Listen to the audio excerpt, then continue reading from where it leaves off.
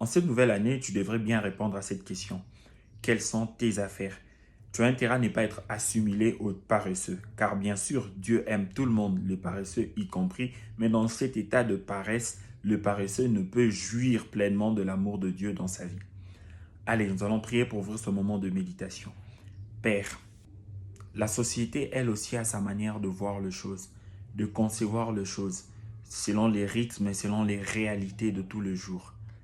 Mais toutefois, nous ne devons pas tomber dans un piège, vivre d'après ce que la société dit, d'après ce que la société pense, et non pas d'après ce que toi tu veux que nous puissions faire les choses.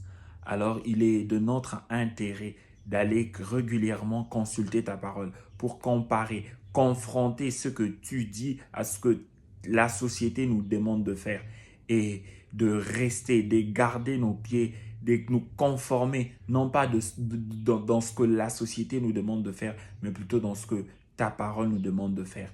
Alors Père, nous avons besoin de ton esprit en ce moment. Permets-nous d'avoir la bonne compréhension de ces mots. Que nous ne puissions pas nous arrêter à comprendre les mots, mais que nous puissions comprendre la pensée de Dieu derrière ces mots. Telle est notre prière au nom de Jésus.